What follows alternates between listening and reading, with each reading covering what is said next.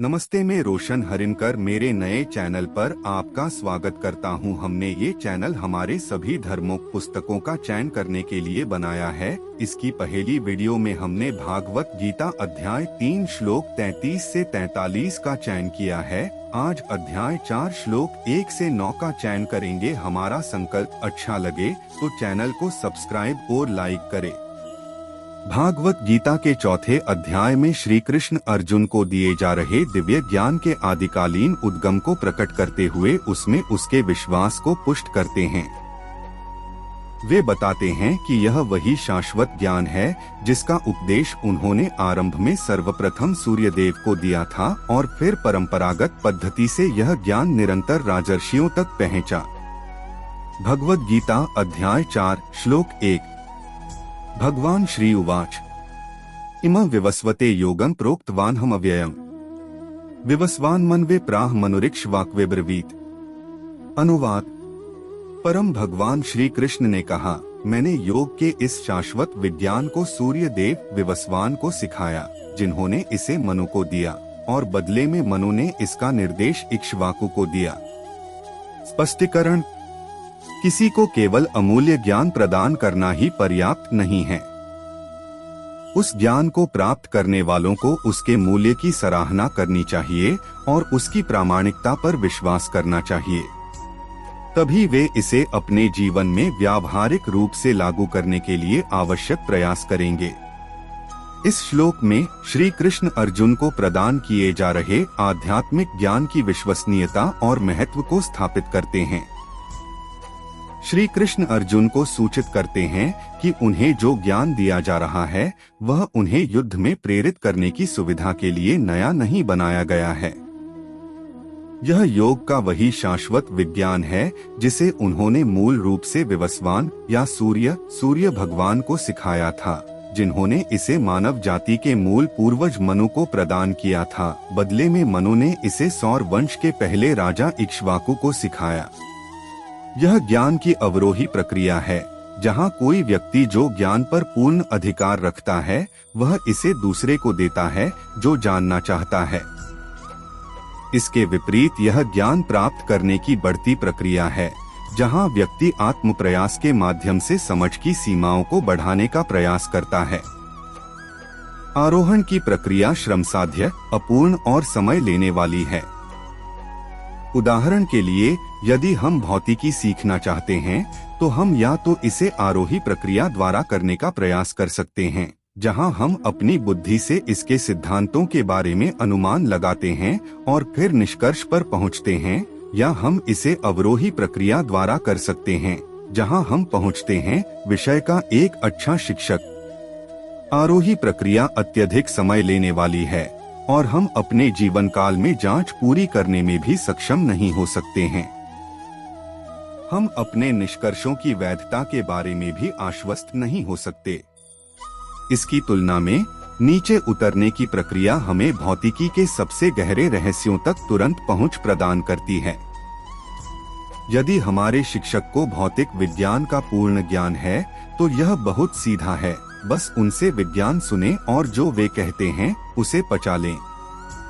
ज्ञान प्राप्त करने की यह अवरोही प्रक्रिया सरल भी है और दोषरहित भी।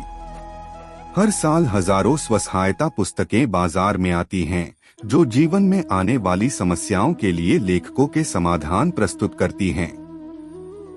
ये पुस्तकें सीमित रूप से सहायक हो सकती हैं, लेकिन क्योंकि ये ज्ञान प्राप्त करने की आरोही प्रक्रिया पर आधारित हैं, इसलिए ये अपूर्ण हैं। हर कुछ वर्षों में एक नया सिद्धांत सामने आता है जो मौजूदा सिद्धांतों को उखाड़ फेंकता है। यह आरोही प्रक्रिया परम सत्य को जानने के लिए अनुपयुक्त है। दिव्य ज्ञान को स्वप्रयास से उत्पन्न करने की आवश्यकता नहीं है। यह ईश्वर की ऊर्जा है और तब से अस्तित्व में है जब से वह अस्तित्व में है। जैसे गर्मी और प्रकाश आग के समान ही पुराने हैं जिनसे वे निकलते हैं। ईश्वर और जीवात्मा दोनों शाश्वत हैं, इसलिए आत्मा और ईश्वर को जोड़ने वाला योग विज्ञान भी शाश्वत है। इसके बारे में अटकलें लगाने और नए सिद्धांत गढ़ने की जरूरत नहीं है। इस सत्यवाद का एक अद्भुत समर्थन भगवद गीता ही है, जो अपने शाश्वत ज्ञान की बुद्धिमत्ता से लोगों को आश्चर्यचकित करती रहती है, जो कि बोले जाने के 50 शताब्दियों बाद भी हमारे दैनिक जीवन के लिए प्रासंगिक बनी हुई है। श्री कृष्ण यहाँ कहते हैं कि योग का ज्ञान, जिसे वह अर्जुन को बता रहे हैं, शाश्वत है और यह प्राचीन काल में गुरु से शिष्य तक अवरोही प्रक्रिया के माध्यम से पारित हुआ था। भगवद गीता अध्याय 4 श्लोक 2। एवं परंपरा प्राप्त मिमा राजर्षयो विदु सकालिने महता योगो नष्ट परंतप। अनुवाद: शत्रुओं को वश में करने वाले संत राजाओं ने इस प्रकार योग के इस विज्ञान को एक सतत परंपरा में प्राप्त किया, लेकिन समय बीतने के साथ साथ यह दुनिया से लुप्त हो गया। स्पष्टीकरण: दिव्य ज्ञान प्राप्त करने की अवरोही प्रक्रिया में शिष्य गुरु से ईश्वर प्राप्ति के विज्ञान को समझता है, जिसने इसे अपने गुरु से प्राप्त किया। ऐसी परंपरा में ही निमि और जनक जैसे संत राजाओं ने योग विज्ञान को समझा था। यह परंपरा स्वयं ईश्वर से प्रारंभ होती है, जो संसार के प्रथम गुरु हैं। तेने ब्रह्मा हृदय आदिक्वये मुह्यन्ति यत् सूर्यः भागवत 1 जनवरी 2001 B1। ईश्वर ने इस ज्ञान को सृष्टि के आरंभ में प्रथम जन्म में ब्रह्मा के हृदय में प्रकट किया और उन्हीं से यह परंपरा चलती रही। श्री कृष्ण ने अंतिम श्लोक में कहा कि उन्होंने यह ज्ञान सूर्य देव विवस्वान को भी बताया था, जिनसे यह परंपरा आगे भी चलती रही। हालांकि इस भौतिक संसार की प्रकृति ऐसी है कि समय बीतने के साथ यह ज्ञान लुप्त हो गया। भौतिक सोच वाले और निष्ठाहीन शिष्य अपने दोषपूर्ण दृष्टिकोण के अनुसार शिक्षाओं की व्याख्या करते हैं। कुछ ही पीढ़ियों में इसकी प्राचीन शुद्धता दूषित हो जाती है। जब ऐसा होता है तो भगवान अपनी अहेतुकी कृपा से मानव जाति के लाभ के लिए परंपरा को फिर से स्थापित करते हैं। वह ऐसा कर सकता है या तो स्वयं दुनिया में अवतरित होकर, या एक महान ईश्वर प्राप्त संत के माध्यम से, जो पृथ्वी पर ईश्वर के कार्य के लिए एक माध्यम बन जाता है। जगतगुरु श्री कृपालु जी महाराज, जो भारतीय इतिहास के 5वें मूल जगतगुरु हैं, एक ऐसे ईश्वर प्रेरित संत हैं जिन्होंने प्राचीन ज्ञान को आधुनिक समय में पुनः स्थापित किया है। जब वह केवल 34 वर्ष के थे तो पवित्र शहर काशी में 500 वैदिक विद्वानों के सर्वोच्च निकाय काशी विद्वत परिषद ने उन्हें जगतगुरु या दुनिया के आध्यात्मिक गुरु की उपाधि से सम्मानित किया। वह भारतीय इतिहास में जगतगुरु शंकराचार्य, जगतगुरु निम्बार्काचार्य, जगतगुरु रामानुजाचार्य और जगतगुरु माधवाचार्य के बाद जगतगुरु की मूल उपाधि प्राप्त करने वाले 5वें संत बने। भगवद गीता पर यह टिप्पणी इसकी व्यावहारिक समझ के आधार पर लिखी गई है, जैसा कि मुझे जगतगुरु श्री कृपालु जी महाराज ने बताया था। भगवद गीता अध्याय 4 श्लोक 3। स अवाय माया तेद्य योग प्रोक्त पुरातन भक्तोसी में सखा चेती रहस्य हेतुत्तमम्। अनुवाद: योग का वही प्राचीन ज्ञान जो सर्वोच्च रहस्य है, मैं आज आपके सामने प्रकट कर रहा हूँ, क्योंकि आप मेरे मित्र और भक्त भी हैं, जो इस पारलौकिक ज्ञान को समझ सकते हैं। स्पष्टीकरण: श्री कृष्ण अर्जुन से कहते हैं कि उन्हें जो प्राचीन विज्ञान दिया जा रहा है वह एक असामान्य रूप से ज्ञात रहस्य है। दुनिया में गोपनीयता 2 कारणों से बनी रहती है, या तो सत्य को अपने तक सीमित रखने के स्वार्थ के कारण, या ज्ञान के दुरुपयोग को बचाने के लिए। योग का विज्ञान रहस्य बना हुआ है, इनमें से किसी भी कारण से नहीं, बल्कि इसलिए क्योंकि इसे समझने के लिए योग्यता की आवश्यकता होती है। वह योग्यता इस श्लोक में भक्ति के रूप में प्रकट हुई है। भगवद गीता का गहरा संदेश केवल विद्वता या संस्कृत भाषा की निपुणता के माध्यम से समझा जाने योग्य नहीं है। इसके लिए भक्ति की आवश्यकता होती है, जो ईश्वर के प्रति आत्मा की सूक्ष्म ईर्ष्या को नष्ट कर देती है और हमें उसके छोटे भागों और सेवकों के रूप में विनम्र स्थिति स्वीकार करने में सक्षम बनाती है। अर्जुन इस विज्ञान का एक योग्य छात्र था क्योंकि वह भगवान का भक्त था। ईश्वर की भक्ति का अभ्यास 5 क्रमिक रूप से उच्च भावों या भावनाओं में से किसी में भी किया जा सकता है। 1. शांत भाव, ईश्वर को अपने राजा के रूप में मानना। 2. दास्य भाव, अपने स्वामी के रूप में भगवान के प्रति दासता की भावना। 3. सख्य भाव, भगवान को अपना मित्र मानना। 4. वात्सल्य भाव, भगवान को अपना बच्चा मानना। 5. माधुर्य भाव, भगवान को अपने आत्मा प्रिय के रूप में पूजा करना। अर्जुन भगवान को अपने मित्र के रूप में पूजते थे, इसलिए श्री कृष्ण उनसे अपने मित्र और भक्त के रूप में बात करते हैं। भक्तिपूर्ण हृदय के बिना कोई भी वास्तव में भगवद गीता के संदेश को नहीं समझ सकता है। यह श्लोक विद्वानों, ज्ञानियों, योगियों, तपस्वियों आदि द्वारा भगवद गीता पर लिखी गई टिप्पणियों को भी अमान्य करता है, जिनमें भगवान के प्रति भक्ति की कमी है। इस श्लोक के अनुसार चूंकि वे भक्त नहीं हैं, वे अर्जुन को प्रकट हुए सर्वोच्च विज्ञान के वास्तविक अर्थ को नहीं समझ सकते हैं और इसलिए उनकी टिप्पणियां गलत और या अधूरी हैं। भगवद गीता अध्याय 4 श्लोक 4। अर्जुन उवाच अपरं भवतो जन्म परं जन्म विश्वत कथमेत विजानीया त्वमादौ प्रोक्तवनिति। अनुवाद। अर्जुन ने कहा, आपका जन्म विवस्वान के बहुत बाद हुआ था। मैं यह कैसे समझूं कि आरंभ में आपने ही उसे यह विद्या सिखाई थी। स्पष्टीकरण।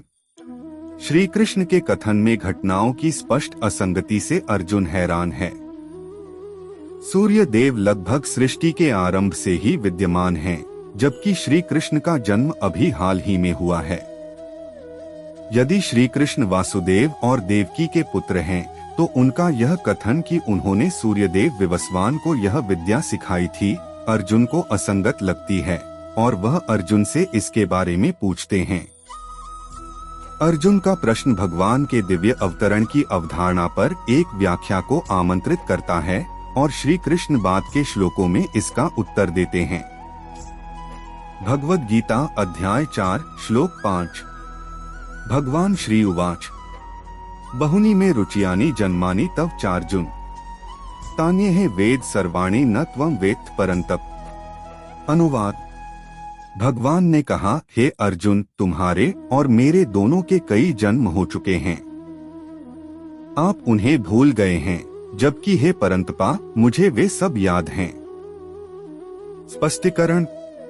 श्री कृष्ण समझाते हैं कि केवल इसलिए कि वह मानव रूप में अर्जुन के सामने खड़ा है, उसकी तुलना मनुष्यों से नहीं की जानी चाहिए। किसी देश का राष्ट्रपति कभी कभी जेल का दौरा करने का फैसला करता है, लेकिन अगर हम राष्ट्रपति को जेल में खड़ा देखते हैं तो हम गलती से यह निष्कर्ष नहीं निकालते हैं कि वह भी एक दोषी है। हम जानते हैं कि वह केवल निरीक्षण के लिए जेल में है। इसी प्रकार भगवान कभी कभी भौतिक संसार में अवतरित होते हैं, लेकिन वह कभी भी अपने दिव्य गुणों और शक्तियों से वंचित नहीं होते हैं। इस श्लोक पर अपनी टिप्पणी में शंकराचार्य कहते हैं, या वासुदेवे अनीश्वर सर्वज्ञ शंका मूर्खाना तम परिहरण। श्री भगवान उवाच श्लोक 4.5 पर शारीरक भाष्य V2। यह श्लोक श्री कृष्ण ने उन मूर्ख लोगों का खंडन करने के लिए कहा है जो यह संदेह करते हैं कि वह भगवान नहीं है। अविश्वासियों का तर्क है कि श्री कृष्ण भी हम सभी की तरह पैदा हुए थे और उन्होंने हम सभी की तरह खाया, पिया, सोया और इसलिए वह भगवान नहीं हो सकते थे। यहाँ श्री कृष्ण यह कहकर आत्मा और ईश्वर के बीच अंतर पर जोर देते हैं कि यद्यपि वह असंख्य बार दुनिया में अवतरित होते हैं, फिर भी वह आत्मा के विपरीत सर्वज्ञ बने रहते हैं, जिसका ज्ञान सीमित है। व्यक्तिगत आत्मा और परमात्मा ईश्वर में कई समानताएं हैं। दोनों सच्चित आनंद, शाश्वत, चेतन और आनंदमय हैं। हालांकि इसमें कई अंतर भी हैं। ईश्वर सर्वव्यापी है, जबकि आत्मा केवल उस शरीर में व्याप्त है जिसमें वह रहती है। ईश्वर सर्वशक्तिमान है, जबकि आत्मा में ईश्वर की कृपा के बिना माया से मुक्त होने की शक्ति भी नहीं है। ईश्वर प्रकृति के नियमों का निर्माता है, जबकि आत्मा इन नियमों के अधीन है। ईश्वर संपूर्ण सृष्टि का पालन करता है, जबकि आत्मा का पालन पोषण उसके द्वारा होता है। ईश्वर सर्वज्ञ है, जबकि जीवात्मा को एक विषय का भी पूर्ण ज्ञान नहीं है। श्री कृष्ण ने इस श्लोक में अर्जुन को परंतप कहा है, जिसका अर्थ है शत्रुओं को वश में करने वाला। उनका तात्पर्य है, अर्जुन, तुम एक बहादुर योद्धा हो जिसने इतने सारे शक्तिशाली शत्रुओं को मार डाला है। अब मन में घर कर गए इस संदेह के आगे हार मत मानना। मैं तुम्हें जो ज्ञान की तलवार दे रहा हूँ उसका वध करने के लिए उसका प्रयोग करो और ज्ञान में स्थित हो जाओ। भगवद गीता अध्याय 4 श्लोक 6। अजोपि सन्नव्ययात्मा भूतानामीश्वरोपि सन् प्रकृति स्वामधिष्ठाय संभावनाम्यात्ममया। अनुवाद। यद्यपि मैं अजन्मा हूँ, सभी जीवों का स्वामी हूँ और मेरा स्वभाव अविनाशी है, फिर भी मैं योगमाया अपनी दिव्य शक्ति के माध्यम से इस दुनिया में प्रकट होता हूँ। स्पष्टीकरण। बहुत से लोग ऐसे ईश्वर के विचार पर विद्रोह करते हैं जिसके पास एक आकार है। वे निराकार ईश्वर के साथ अधिक सहज हैं, जो सर्वव्यापी, निराकार और सूक्ष्म है। ईश्वर साकार एवं निराकार अवश्य है, परंतु इसका अर्थ यह नहीं कि उसका एक साथ कोई आकार भी नहीं हो सकता। चूंकि ईश्वर सर्वशक्तिमान है, वह चाहे तो किसी भी रूप में प्रकट होने की शक्ति रखता है। यदि कोई यह कहता है कि ईश्वर का कोई आकार नहीं हो सकता, तो इसका मतलब है कि वह व्यक्ति उसे सर्वशक्तिमान नहीं मानता है। इस प्रकार यह कहना कि ईश्वर निराकार है एक अधूरा कथन है। दूसरी ओर यह कहना कि ईश्वर साकार रूप में प्रकट होता है भी आंशिक सत्य है। सर्वशक्तिमान ईश्वर के दिव्य व्यक्तित्व के दोनों पहलू हैं, व्यक्तिगत रूप और निराकार पहलू। इसलिए बृहदारण्यक उपनिषद कहता है, द्वे वव ब्राह्मणो रूपे मूर्तन चैव अमृतन च 2 मार्च 2001 V3। ईश्वर दोनों रूपों में प्रकट होता है, निराकार ब्रह्मा के रूप में और सगुण ईश्वर के रूप में। ये दोनों उनके व्यक्तित्व के आयाम हैं। वास्तव में व्यक्तिगत आत्मा के भी अस्तित्व में ये 2 आयाम हैं। यह निराकार है और इसलिए जब यह मृत्यु के बाद शरीर छोड़ता है तो इसे देखा नहीं जा सकता है।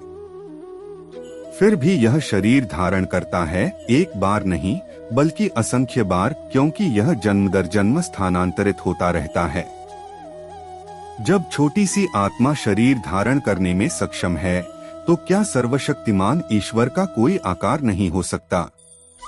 या फिर भगवान कहते हैं, मुझ में आकार में प्रकट होने की शक्ति नहीं है और इसलिए मैं केवल एक निराकार प्रकाश हूँ। उसके परिपूर्ण और पूर्ण होने के लिए उसे सगुण और निराकार दोनों होना चाहिए।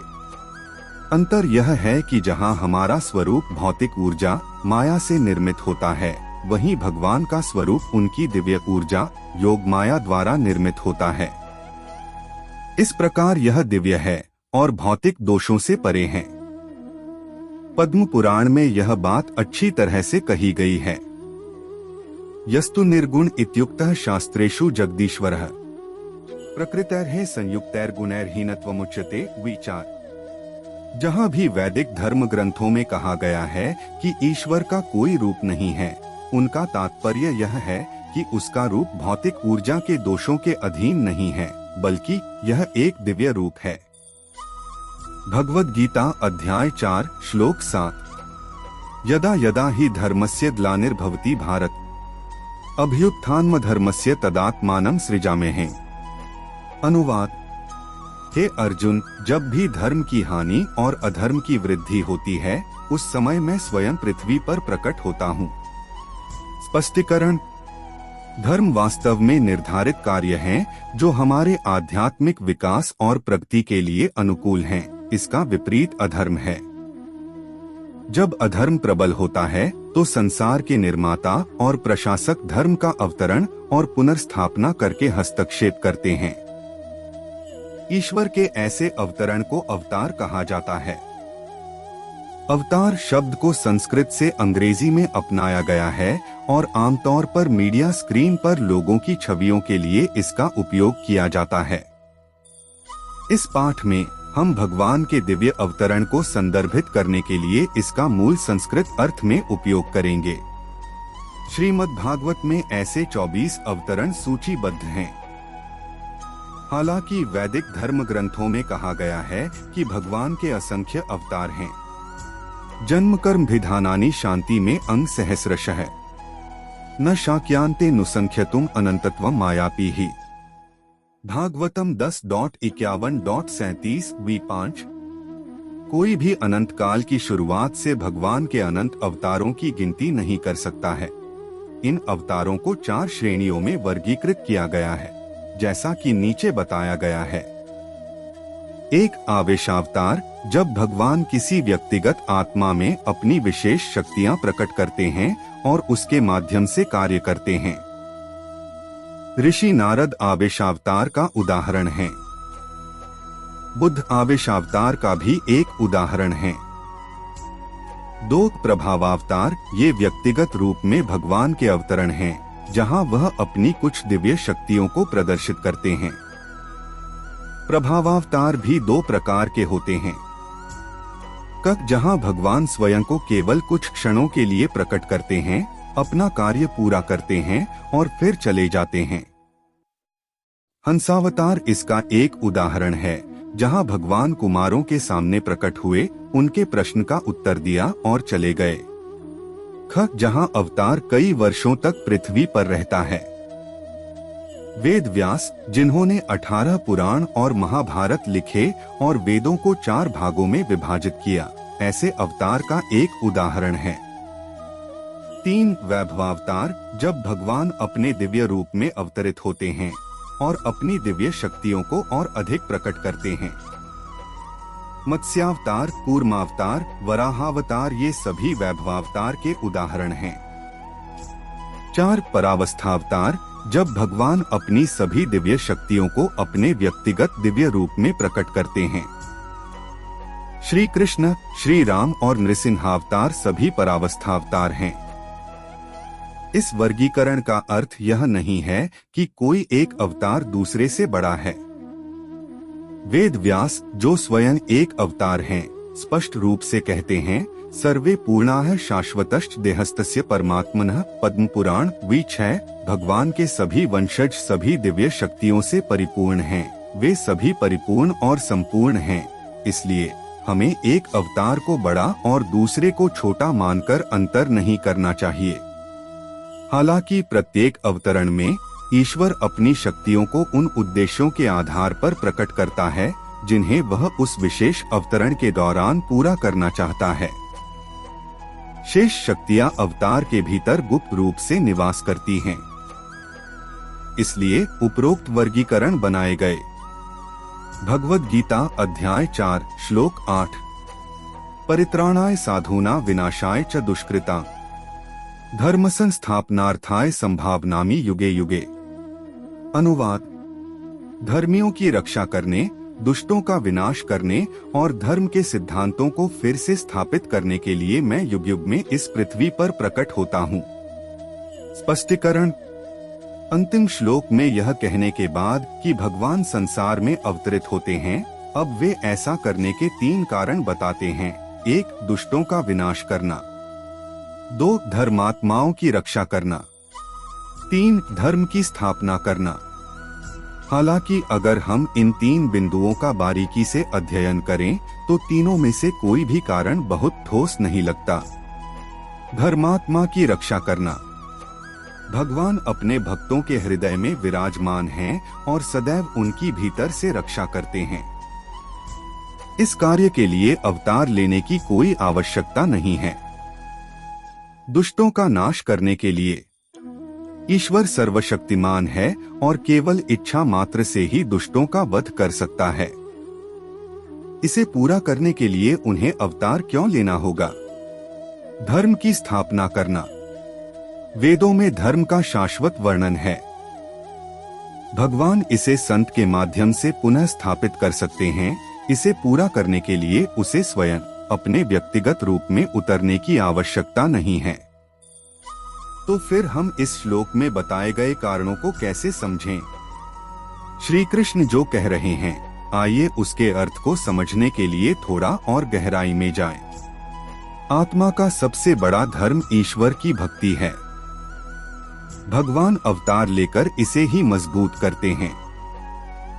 जब भगवान संसार में अवतरित होते हैं तो वे अपने दिव्य रूपों, नामों, गुणों, लीलाओं, निवासों और सहयोगियों को प्रकट करते हैं। इससे जीवात्माओं को भक्ति का सहज आधार प्राप्त होता है।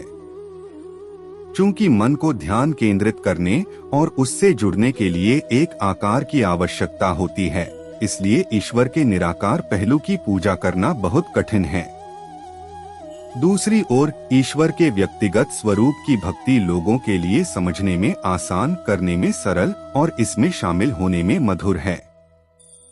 इस प्रकार 5000 साल पहले भगवान कृष्ण के अवतरण के बाद से अरबों आत्माओं ने उनकी दिव्य लीलाओं को अपनी भक्ति का आधार बनाया है और अपने मन को सहजता और आनंद से शुद्ध किया है।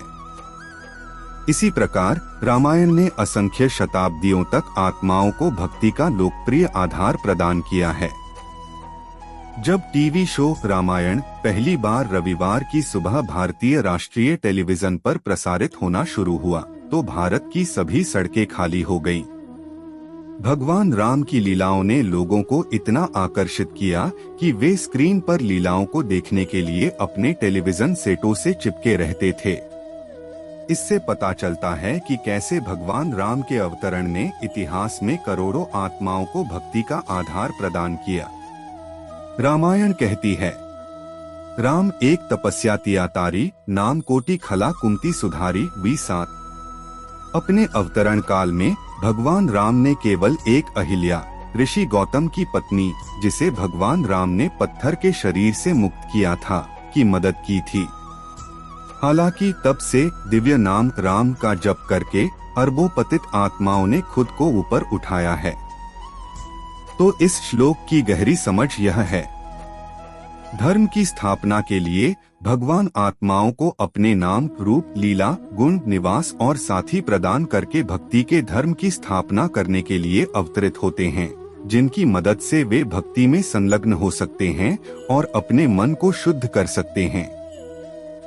दुष्टों को मारने के लिए भगवान के साथ साथ उनकी दिव्य लीलाओं को सुविधाजनक बनाने में मदद करने के लिए कुछ मुक्त संत अवतरित होते हैं और दुष्ट होने का नाटक करते हैं। उदाहरण के लिए रावण और कुंभकर्ण जया और विजया थे, जो भगवान के दिव्य निवास से अवतरित हुए थे। उन्होंने राक्षस होने का नाटक किया और राम का विरोध और युद्ध किया। चूंकि वे दैवीय व्यक्तित्व थे, इसलिए उन्हें कोई और नहीं मार सकता था। इसलिए भगवान ने अपनी लीला के तहत ऐसे राक्षसों का वध किया और उन्हें मारकर उसने उन्हें अपने दिव्य निवास में भेज दिया, क्योंकि वे सबसे पहले वहीं से आए थे। धर्मियों की रक्षा के लिए कई आत्माएं अपनी साधना में इतनी उन्नत हो गई थीं कि वे भगवान से आमने सामने मिलने के योग्य हो गईं।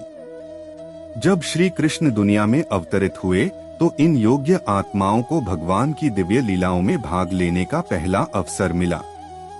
उदाहरण के लिए कुछ गोपियां, वृंदावन की चरवाहे महिलाएं, जहां श्री कृष्ण ने अपनी लीलाएं प्रकट की थीं, मुक्त आत्माएं थीं जो श्री कृष्ण की लीलाओं में सहायता करने के लिए दिव्य निवास से अवतरित हुई थीं। अन्य गोपियां भौतिक रूप से बंधी हुई आत्माएं थीं, जिन्हें भगवान से मिलने और उनकी सेवा करने और उनकी लीलाओं में भाग लेने का पहला मौका मिला। इसलिए जब श्री कृष्ण दुनिया में अवतरित हुए तो ऐसी योग्य आत्माओं को भगवान की लीलाओं में सीधे भाग लेकर अपनी भक्ति को परिपूर्ण करने का अवसर मिला। यह श्लोक का गहरा अर्थ है। हालांकि यह गलत नहीं है अगर कोई कविता को अधिक शाब्दिक या रूपक रूप से जानना चाहता है। भगवद गीता अध्याय 4 श्लोक 9। जन्म कर्म चमे दिव्यमेवं यो वेत्ति तत्वत् त्यक्त्वा देह पुनर्जन्म नैति मामेति सोर्जुन। अनुवाद: हे अर्जुन, जो मेरे जन्म और गतिविधियों की दिव्य प्रकृति को समझते हैं उन्हें शरीर छोड़ने पर फिर से जन्म नहीं लेना पड़ता है, बल्कि मेरे शाश्वत निवास में आते हैं। स्पष्टीकरण: इस श्लोक को पिछले श्लोक के आलोक में समझें। भगवान की भक्ति पूर्वक याद में मन लगाने से हमारा मन शुद्ध हो जाता है। यह भक्ति या तो ईश्वर के निराकार स्वरूप के प्रति हो सकती है या उसके व्यक्तिगत स्वरूप के प्रति हो सकती है। निराकार के प्रति भक्ति अधिकांश लोगों के लिए अमूर्त और अस्पष्ट है। उन्हें इस तरह के भक्तिपूर्ण ध्यान के दौरान ध्यान केंद्रित करने या जुड़ाव महसूस करने के लिए कुछ भी नहीं मिलता है। ईश्वर के व्यक्तिगत स्वरूप के प्रति भक्ति मूर्त एवं सरल है। ऐसी भक्ति के लिए भगवान के व्यक्तित्व के प्रति दिव्य भावनाओं की आवश्यकता होती है। लोगों को श्री कृष्ण की भक्ति में संलग्न होने के लिए उन्हें उनके नाम, रूप, गुणों, लीलाओं, निवास और सहयोगियों के प्रति दिव्य भावनाओं को विकसित करना होगा। उदाहरण के लिए, लोग पत्थर के देवताओं की पूजा करके अपने मन को शुद्ध करते हैं, क्योंकि उनके मन में दिव्य भावना होती है कि भगवान इन देवताओं में निवास करते हैं। ये भावनाएं ही भक्त के मन को पवित्र करती हैं। पूर्वज मनु कहते हैं, न काष्ठे विद्यते देवो न शिलायां न मृत्युसु च भावे ही विद्यते देवस्तस्मात् भवन समाचरेत। वी 8। भगवान न लकड़ी में न पत्थर में बल्कि भक्तिपूर्ण हृदय में निवास करते हैं। इसलिए प्रेमपूर्ण भावनाओं के साथ देवता की पूजा करें। इसी प्रकार यदि हम भगवान कृष्ण के प्रति भक्ति में संलग्न होना चाहते हैं तो हमें उनकी लीलाओं के प्रति दिव्य भावनाओं को बनाए रखना सीखना होगा। जो टीकाकार महाभारत और भगवद गीता की अलंकारिक व्याख्या करते हैं, वे श्री कृष्ण के प्रति लोगों की आस्था के आधार को नष्ट करके घोर अन्याय करते हैं। इस श्लोक में श्री कृष्ण ने हमारी भक्ति को बढ़ाने के लिए अपनी लीलाओं के प्रति दिव्य भावनाओं की आवश्यकता पर बल दिया है। ऐसी दिव्य भावनाओं को विकसित करने के लिए हमें भगवान के कार्यों और हमारे कार्यों के बीच अंतर को समझना होगा। हम भौतिक रूप से बंधी आत्माओं को अभी तक दिव्य आनंद प्राप्त नहीं हुआ है और इसलिए हमारी आत्मा की लालसा अभी तक तृप्त नहीं हुई है। इस प्रकार हमारे कार्य स्वार्थ और व्यक्तिगत पूर्ति की इच्छा से प्रेरित होते हैं। हालांकि भगवान के कार्यों का कोई व्यक्तिगत उद्देश्य नहीं है, क्योंकि वह अपने व्यक्तित्व के अनंत आनंद से पूरी तरह तृप्त है। उसे कर्म करके और अधिक व्यक्तिगत आनंद प्राप्त करने की आवश्यकता नहीं है। इसलिए वह जो कुछ भी करता है वह भौतिक रूप से बद्ध आत्माओं के कल्याण के लिए होता है। भगवान जो दिव्य कार्य करते हैं उन्हें लीला कहा जाता है, जबकि हम जो कार्य करते हैं उन्हें कार्य कहा जाता है। इसी प्रकार भगवान का जन्म भी दिव्य है और हमारे जन्म के विपरीत यह माँ के गर्भ से नहीं होता है। सर्वानंदमय भगवान को माँ के गर्भ में उल्टा लटकने की कोई आवश्यकता नहीं है। भागवत में कहा गया है, तम अद्भुतम बालकं अम्बुजेक्षण चतुर्भुजम शंख गदाद्योधम। 10 मार्च 2009 V9। जब श्री कृष्ण वासुदेव और देवकी के सामने जन्म लेकर प्रकट हुए तो वे अपने 4 भुजाओं वाले विष्णु रूप में थे। यह पूर्ण आकार का रूप निश्चित ही देवकी के गर्भ में नहीं रहा होगा। हालांकि उसे यह एहसास दिलाने के लिए कि वह वहाँ है, अपनी योगमाया शक्ति से वह बस देवकी के गर्भ का विस्तार करता रहा। अंत में वह बाहर से प्रकट हुआ, जिससे पता चला कि वह उसके अंदर कभी नहीं था। अविरासीद यथा प्राच्यम दिशिंदुर इव पुष्कलय। भागवतम 10 मार्च 2008 V10।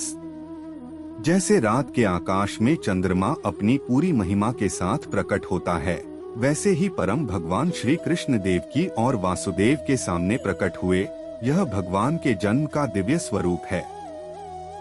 यदि हम उनकी लीलाओं और जन्म की दिव्यता में विश्वास विकसित कर सकें, तो हम आसानी से उनके व्यक्तिगत स्वरूप की भक्ति में संलग्न हो सकेंगे और सर्वोच्च गंतव्य प्राप्त कर सकेंगे। अध्याय 4 जारी है। हमारा कार्य अगर अच्छा लगे तो चैनल को सब्सक्राइब करें और अगली वीडियो के लिए बेल आइकॉन दबाएं।